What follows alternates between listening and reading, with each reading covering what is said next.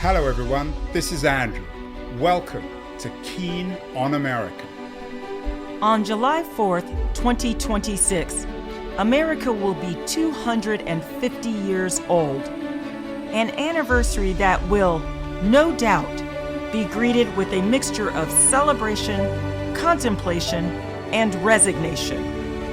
In Keen on America, Andrew talks not just about the American past and present, but also speculates on its future. What, Andrew asks, will be the 21st century fate of this now venerable American republic?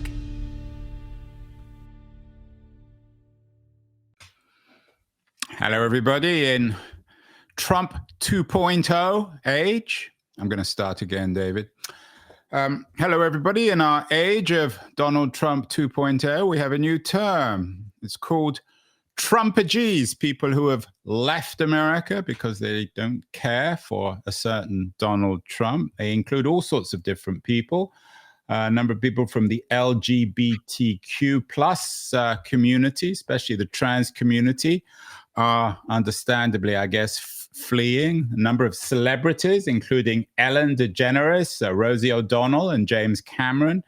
Many academics, too. Perhaps the best known are Tim Schneider, Marcy Shaw, and Jason Stanley, all students of fascism who left America at the beginning of the year. But this isn't the first time. Maybe Trumpagies is the first time when it comes to Donald Trump. But this isn't the first time this has happened in American history.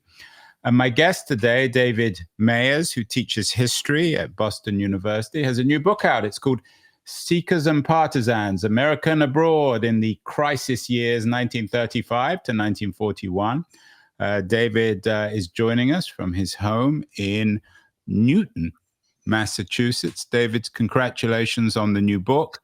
Is history repeating itself now with all these Trumpagies? Andrew, it's not repeating itself exactly, but it's certainly running a parallel track just now. Americans, really since the early days of the Republic, in fact, have, for a variety of reasons, gone abroad for varying lengths of time.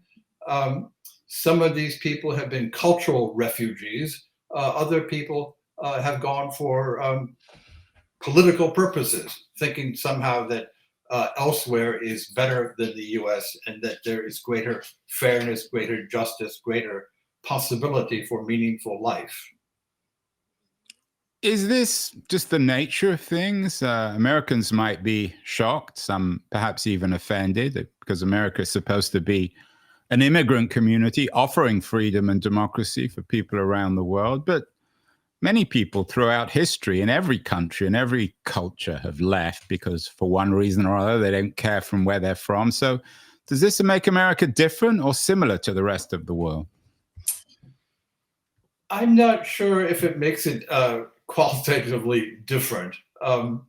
The expectation, I suppose, traditionally has been different. The US as an immigrant society has depended on this idea, really it's mythological as much as anything else, that in America, one can build a sturdier life than was available elsewhere. At the same time, though, of course, people have gone abroad impatient with the US, disappointed with the US. And then, of course, there have been critical political moments. You think of the large number of people, for example, who went to Canada during the Vietnam War, partly to escape the draft, also because they didn't want to lend themselves to what they perceived as an unjust war. I think something like 100,000 people went to Canada over the years of that war.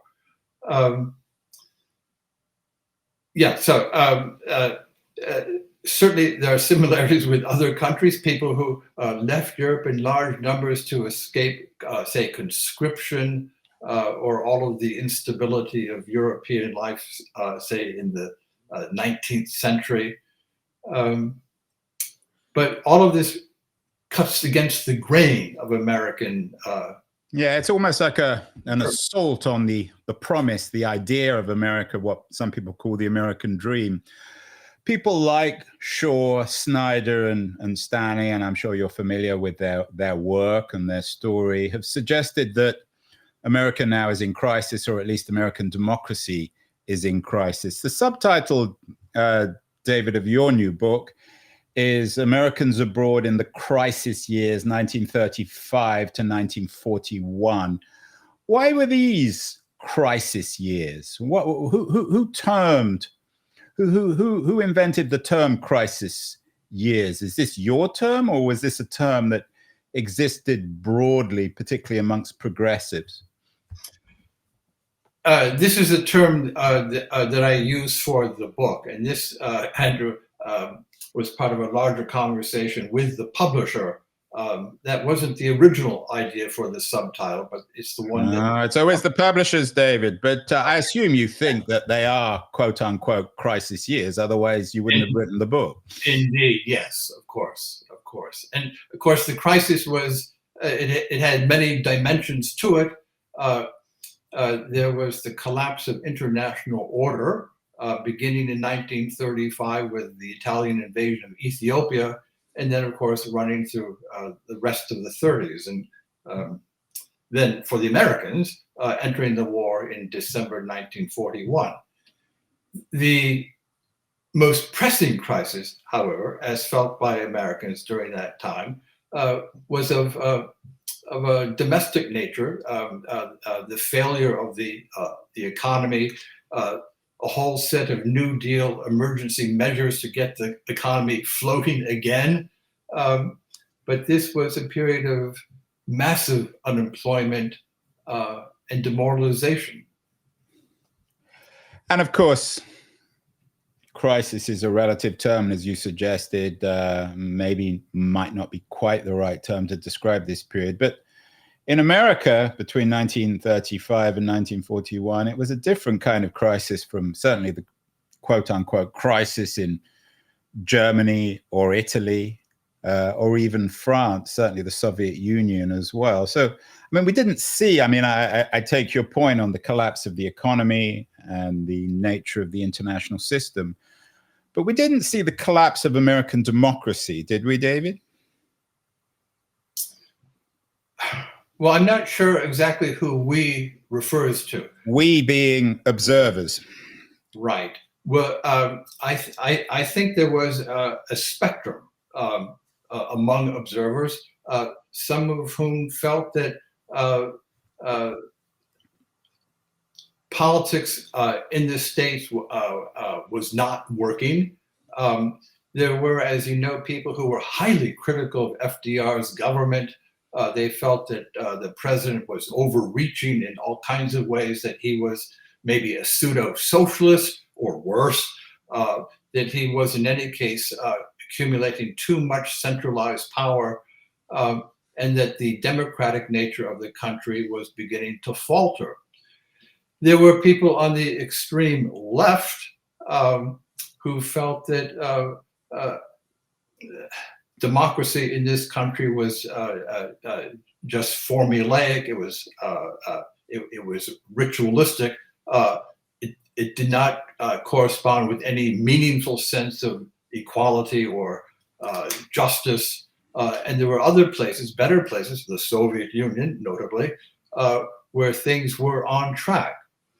And then, Andrew, there were people on the extreme right who felt that in fascist Italy or Nazi Germany, that the problems of modern society were taken seriously, they were being dealt with in a responsible way, and that the wave of the future lay in those settings, and that American democracy was feeble, fragile, and on its way out. It's interesting, David, that I assume whatever the publisher's choice of subtitled words, you chose the period 1935 to 1941. Given that the crisis began, of course, on Wall Street in the late 20s, why didn't you begin the book in 1930 or 1931? My first concern in writing the book was to deal with international problems and with the coming of World War II and U.S. Intervention in World War II. That's what drove the book. And it was only somewhat later that the economic questions, the racial questions, the class questions entered into the book and then became so prominent as they did. But Andrew, to your question exactly, I wanted to get into the problem of World War II, or what we call World War II, which in fact was really kind of a merging of separate wars, beginning in Africa, in Ethiopia, in East Asia with China and Japan, and then, of course, eventually engulfing Europe. So would it be fair to say, and we're going to get to some of the characters in your book, the Seekers and the Partisans, that they're all opponents of this war? Does anything unite them in terms of their decisions to leave America? What unites them, I suppose? That's a good question, and it's one that I wrestled with throughout writing this book. Some of them were eager for the United States to get involved and to either align itself with the Western democracies, with France and Great Britain, and to pose a kind of united front to the revisionist powers of Germany and Italy. Others, however, Ezra Pound is a good example, were lobbying for the Americans to stay out of Europe, not to get involved in Europe. So again, they're all over the place. But what they have in common, Andrew, to your question, is that they were all profoundly dissatisfied with the United States, with their place in the United States, and felt that in both domestic politics and in its foreign relations, the U.S. was invariably taking the wrong turn. Again, history seems to be repeating itself, although you're the historian here, David, but my understanding is that there were many Americans, for example, in Paris in the 1920s. Hemingway comes to mind, many other writers and thinkers. Fitzgerald was there for a while. What was different about what you call the Seekers and Partisans in the late 30s or the second half of the 30s from the Americans who flocked to Europe after the First World War? I think, and I'd have to give this greater consideration, but I think it's fair to say that those people who went to your Hemingway, the Lost Generation, and all of that, they were, and Ezra Pound is a good example of this.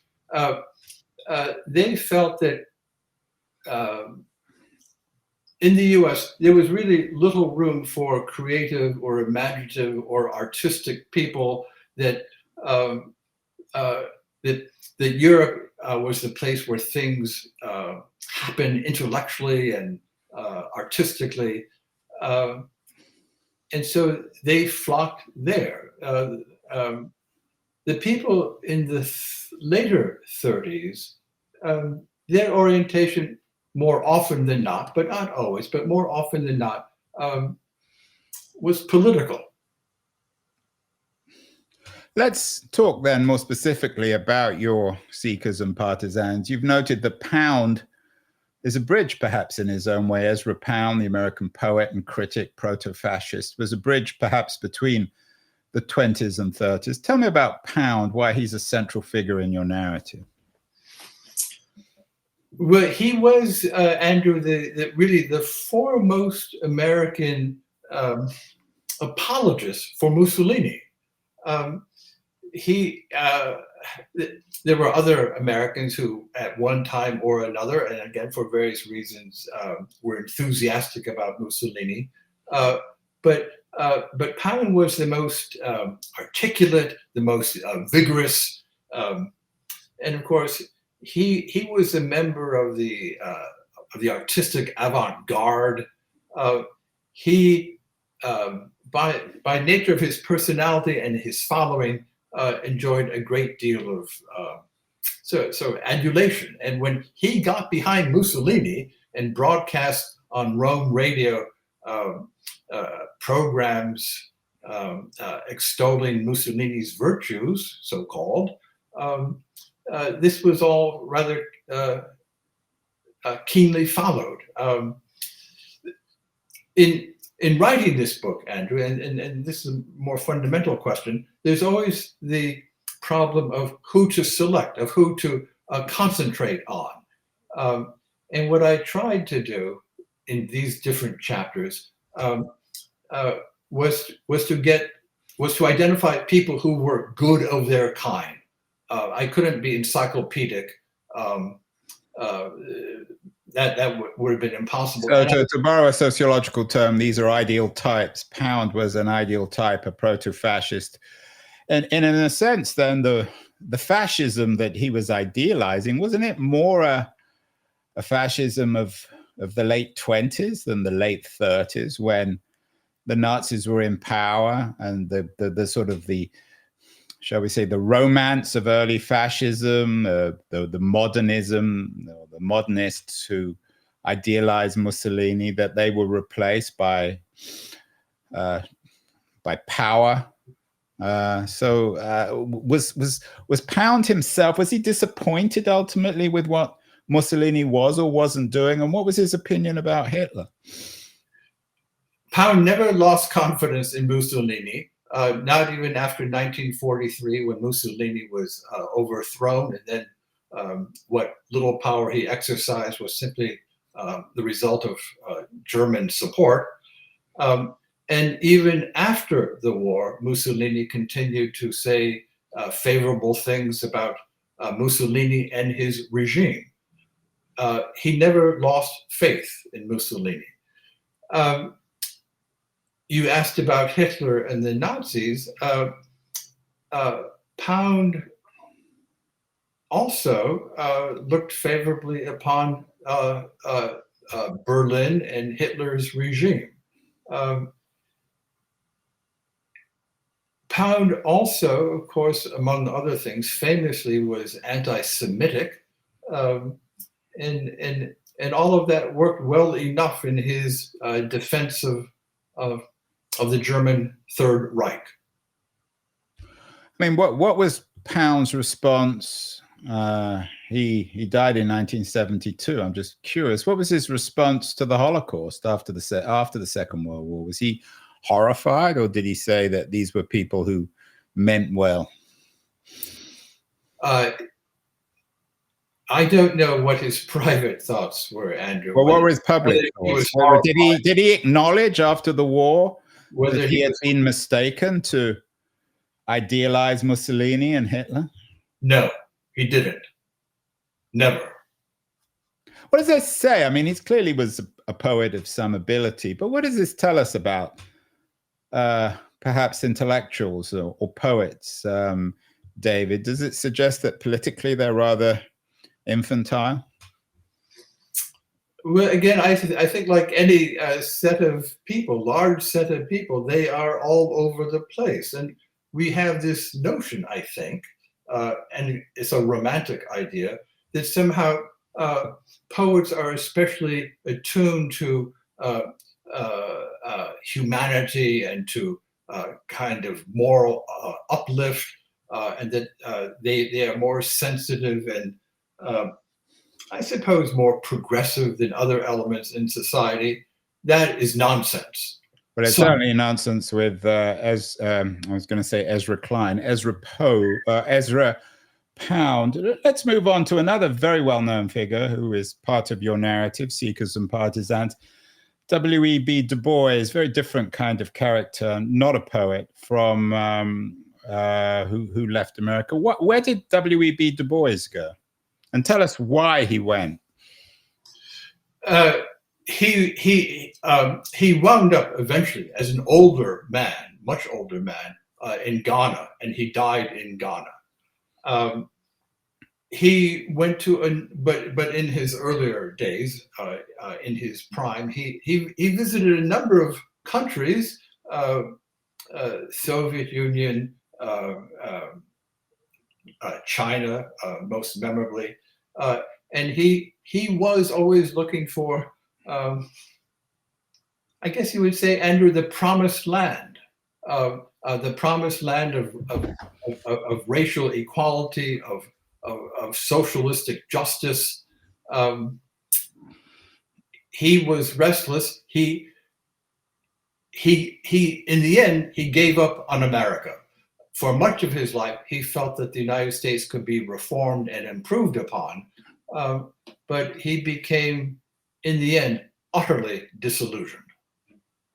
I mean, given obviously the racist history of America, of slavery, of the failure of Reconstruction, of Jim Crow's America, should we be perhaps a little more sympathetic to W.E.B. Du Bois's departure from America than somebody like Ezra Pound? I mean, he may have fallen for Stalin's lies. He may have been seduced by the great seduction of Pan-Africanism, but it's much more understandable given the catastrophic history of American race and racism and slavery. It's entirely understandable, and indeed, one can have all kinds of sort of sympathy along the lines that you just suggested for Du Bois. At the same time, however, he was blind to some of the problems abroad. He felt, for example, that the Japanese empire, as it was developing in the late 1930s, was going to be a more humane version of imperialism, a more humane version of colonialism than what the Europeans had established in East Asia or in Africa. Again, understandable in some ways. He felt that Japan, as a country made up of colored people, was going to be the agent for overthrowing white supremacy in Africa and Asia. But in his eagerness, he overlooked the ruthless side of Japanese imperialism. Another African-American who you feature in the book is John Robinson, who will be perhaps less familiar than W.E.B. Du Bois, an American aviator and activist. Tell me about him. I know in 1954 he died in Addis Ababa in Ethiopia in Africa. So what's interesting about Robinson? Why is he part of your narrative? He's a fascinating figure. I knew nothing about him going into this book.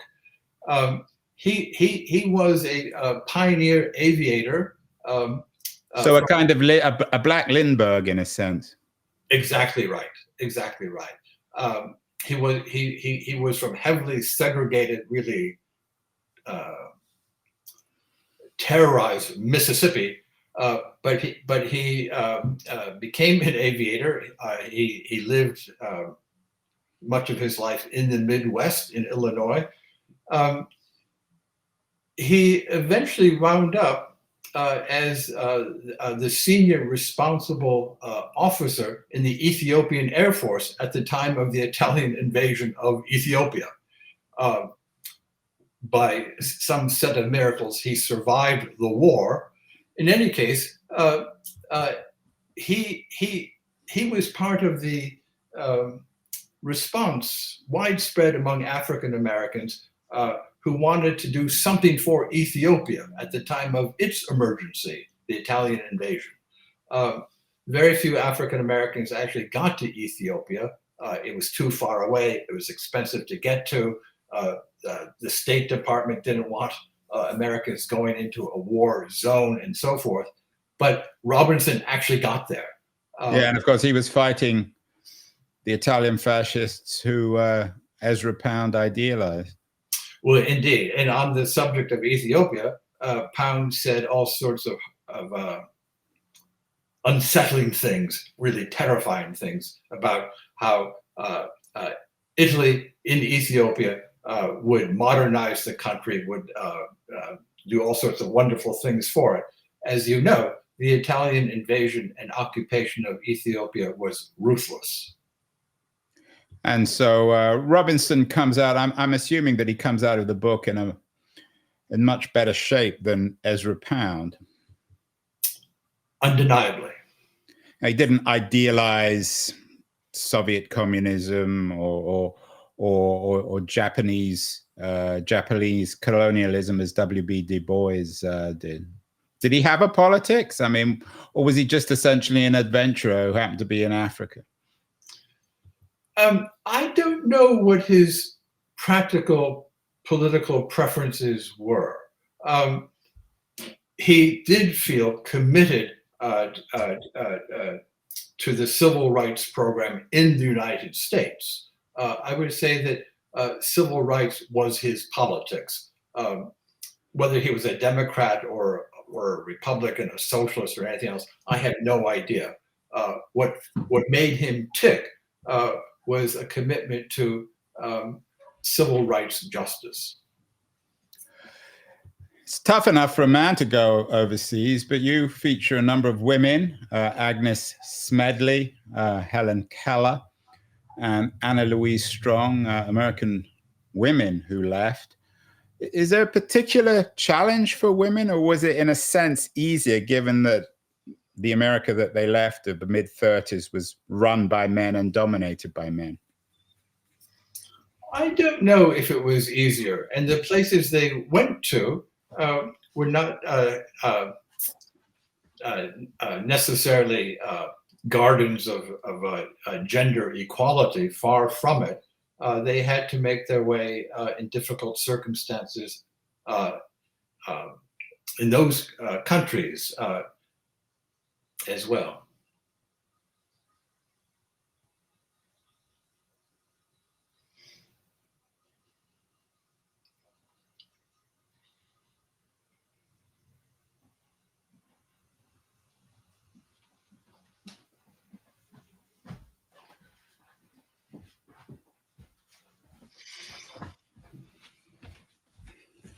Sorry, David. I just had to close the door. There was some noise.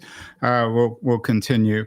So let's break these women down. Let's talk about Agnes Smedley, an American journalist, writer, who was very much involved in the Chinese Communist Revolution. She was originally from Missouri. When did she leave, and where did she go? Her original idea was to go to India. In earlier days, she had been involved with Indian nationalists who wanted to promote Indian independence, to get rid of the British Raj. And she, yes, India was the place that she wanted to go, but through a weird chain of circumstances, she wound up in China. And in China, she had the most remarkable career.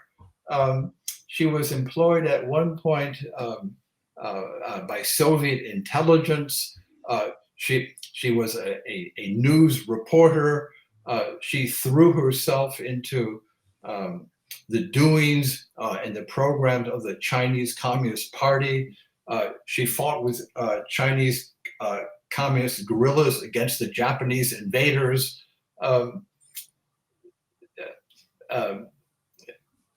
She was everywhere and a charismatic personality. There were many people in Europe also who idealized communism. The W.E.Bs, for example, famously went to the Soviet Union. And many idealized what was happening in China. Were these women, Anna Louise Strong is another example of an American journalist who supported communism. Were these characters, a Strong or an Agnes Smedley, were they any different from the Europeans, the Western Europeans, who were essentially duped by the supposed humanity of the Soviet Union? I don't know how different they were. Anna Louise Strong, she was a committed humanitarian. She was intelligent. She was well educated. She did, I suppose, have a keen sense of adventure. she fell in with very sort of idealistic-minded people. As years went by, however, she became sort of orthodox and dogmatic, and betrayed her better intellectual self. So why would you include her? I mean, some of these characters are, I don't know if they're pathetic, but rather sad to leave America, which, I mean, whatever one says about it, you might not have liked FDR, you might have feared some of his powers. It had nonetheless resisted both communism and fascism, maintained its democracy. Does someone like Anna Louise Strong come out of this book looking rather ridiculous and pathetic? Well, I don't know, Andrew. I think she evolves in the book. I think early on, this is a sympathetic character. Her instincts were pacifistic. She was against U.S. intervention in the Great War, or World War I. She was a proponent of racial rights, of labor rights. Was she pacific? Was she peaceful when it came to, I don't know, the Italian invasion of Ethiopia, Mussolini's invasion, or Hitler's colonization of Eastern Europe? Well, I wouldn't say she was a pure pacifist. And certainly by the time Germany attacked the Soviet Union, she was eager for the Americans to do more on behalf of the Soviet Union to contain Germany. No, so she was not a pure pacifist, but I think, again, if we can distinguish between the young Anna Louise Strong and the older,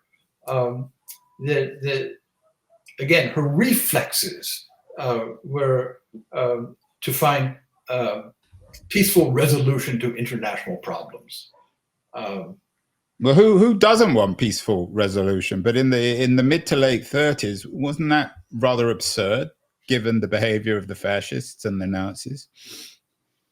Well, it was certainly a minority position. I don't know if it was absurd. But it seems absurd now. Maybe at the time it seemed less absurd. I mean, was there criticism from the left or amongst progressives of people like Strong and Smedley and others, even Du Bois? I mean, the Snyder decision, for example, Snyder and Stanley and Shaw's decision to leave the US at the beginning of the year, it was quite controversial. A lot of progressives thought, firstly, that this is absurd, and secondly, it's kind of irresponsible. If they really care about America, they should stay and fight. Yes, well, there are a couple of answers to your question. Some people on the left, especially in the case of Anna Louise Strong, got completely fed up. She fell into bad odor with the Soviet Communist Party. She was eventually deported from the Soviet Union soon after World War II. And she was then, in the eyes of American communists and other leftists, but especially the American Communist Party, she was tainted. She was seen as a kind of a traitor to the Soviet Union and to the progressive cause.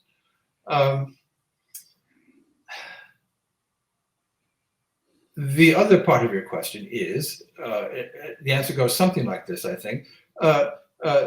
Exactly as you suggest, there were people who felt, well, look here, the situation in America is dreadful, and the duty of a responsible person is to stay and to resist, not to go overseas. Stay and resist what?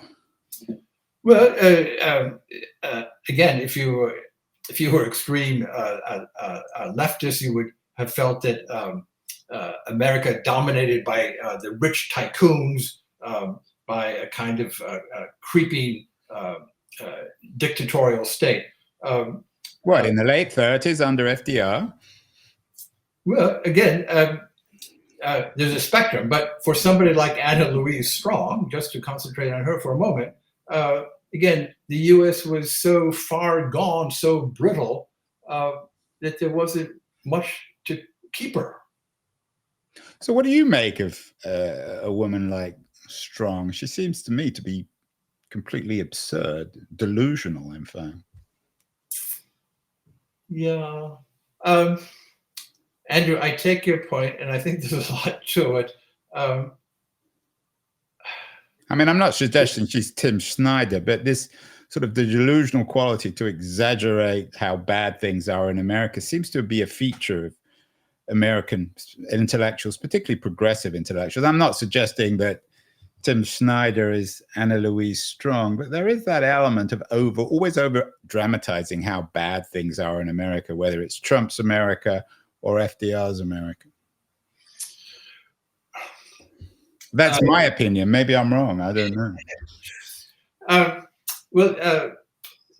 Certainly there were people on the left who again, just to repeat what I said before, who said that this was not the time to leave a sinking ship, that one should stay with the ship and do what one could to right it.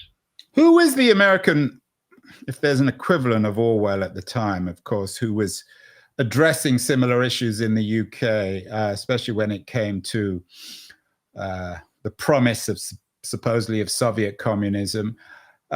Sinclair Lewis wrote in 1935, "It Can't Happen Here," imagining America in a kind of dictatorship. Of course, Philip Roth later wrote a book, The Plot Against America, on similar themes. Was there an American Orwell, a hard-headed progressive who was telling the truth about the world, who did indeed travel and saw, perhaps spending time in the Spanish Civil War, recognizing that the Soviets were no better than the fascists?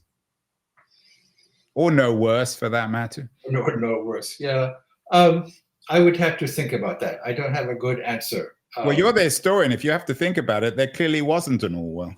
Why not? Why not, David? Why is America 10 times bigger or 8 times bigger than England? Why was it unable to create a George Orwell and create these rather absurd characters like Anna Louise Strong, and even people like W.E.B. Du Bois, who's a very distinguished thinker, but who sort of perhaps in some ways stained his own reputation, let alone people like Ezra Pound? Not that there weren't proto-fascists and communists in Western Europe. Well, I think smart people can get things dreadfully wrong, and that's what happened in some of these. Well, maybe they're not so smart. How can smart people get things dreadfully wrong? That doesn't make them smart anymore, does it? Yeah, I don't know. Part of the reason may have to do, Andrew, this is just sort of grasping at straws here, but the United States, of course, is geographically so removed from Europe. Europe in the 30s, not that Europe was abstract exactly, certainly not, but it wasn't in the neighborhood, and firsthand experience counts for a lot here. One of the characters who seems a little more sympathetic in the book, slightly less absurd, is Helen Keller, very famously associated with disability rights advocacy. Herself was a disabled woman. Why did she leave, and what's her story? She went to Japan in 1937, just before the Sino-Japanese War erupted.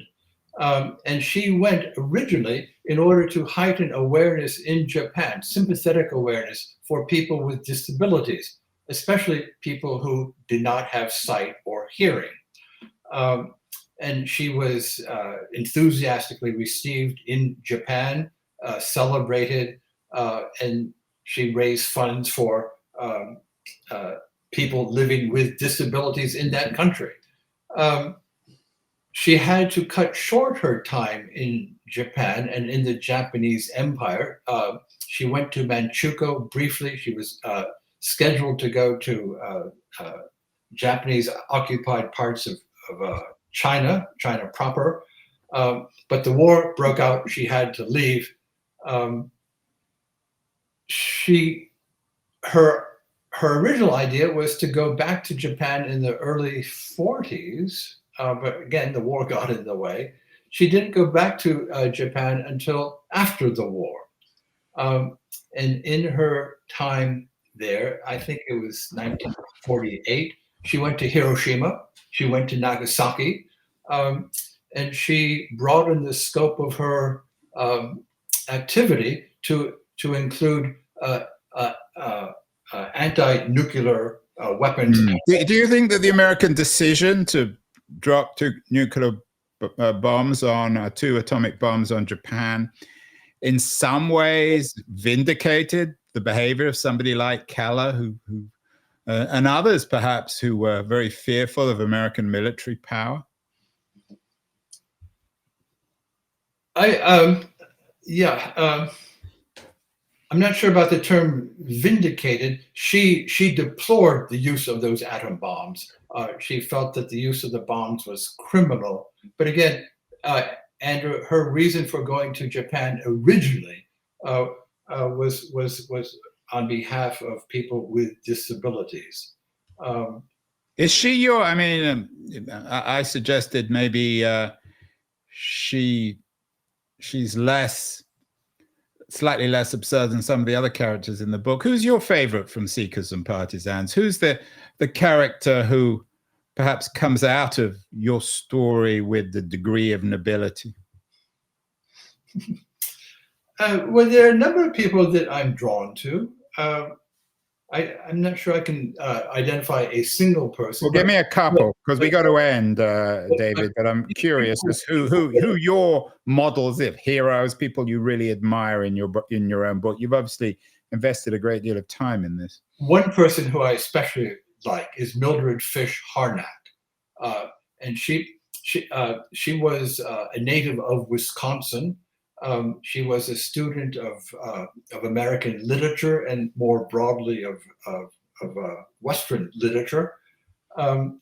She wound up marrying a German national. They made their home in Germany. They were intent on pursuing academic careers in Germany. She loved Germany as the land of poets and thinkers. She was a Germanophile, you might say. She wound up with her husband in the anti-Nazi underground, and they paid the price. They were both eventually executed. She is, I think, by any convention, a remarkable story, actually. An incredible personality. So I'm very much drawn to her. And even people like Anna Louise Strong and some of the others that you've mentioned. Being a bit unkind about poor old Anna Louise Strong, do you think? Well, I don't know if you're unkind, but I'm disinclined to be quite so severe. I think she was massively wrong-headed. But then, if you make that argument, well, you could make the same argument about Ezra Pound, couldn't you? He was a bigot, and that's the difference. He didn't like blacks and Jews, whereas Anna Louise Strong didn't like wealthy people. Does that make him less of a bigot or more of a bigot than Anna Louise Strong?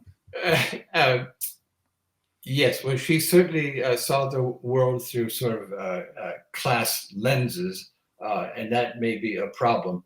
But the racial and religious bigotry in Pound is really hard to take.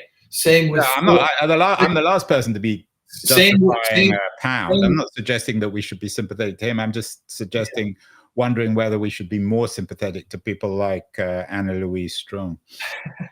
Yeah, well, another disagreeable figure in this cast of characters was Philip Johnson, the architect. Yeah, I was going to ask you about him. Finally, David, because we have to end in a second.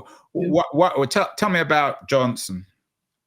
About Philip Johnson, well, of course, esteemed American architect who, among other things, was infatuated with the Nazis and became an apologist for the Nazis. He was later hugely embarrassed by his pronouncements on Nazism and tried to distance himself from all of that and said that these were the mistakes of his youth, nothing more than that.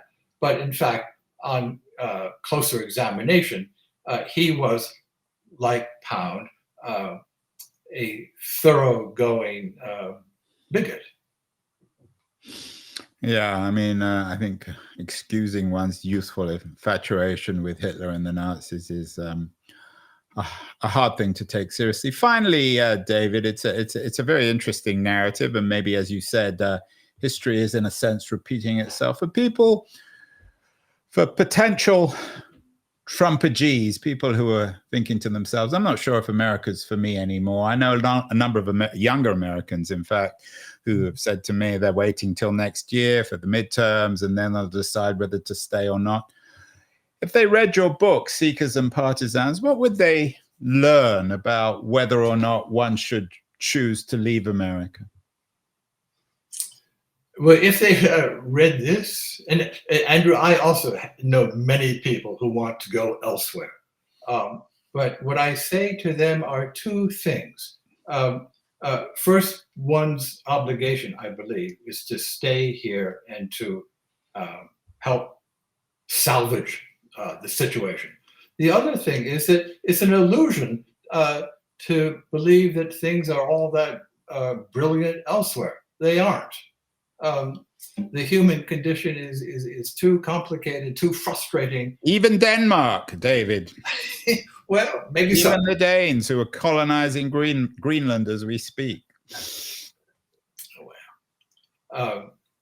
Yeah. So what you're saying is do your homework for people who are thinking of leaving America. Do a little research on Denmark or Germany or France or wherever you're thinking of going. Have you ever considered leaving, David? You're obviously a man of great political sensibility. Do you feel that sometimes America's a bit too much and it's time to leave? I know you grew up overseas at times. I have felt that tug, that temptation. All of my siblings at one time or another have lived abroad for a very long period. Some still do. But I try to, I mean, you asked about me personally. No, my position is to stay here, come what may. Well, there you have it. That from the master, David Mayer's Seekers and Partisans, his new book, Americans Abroad in the Crisis Years, 1935 to 1941. Important historical book, but also very important, I think, series of thoughts about current America for people considering leaving. Think carefully, as David said. Things aren't quite as ideal as overseas as sometimes they seem, firstly. And secondly, perhaps things aren't quite lost in America. David, congratulations on the book. Continue to seek. Thank you so much. Thanks very much, Andrew. It was a pleasure to meet you.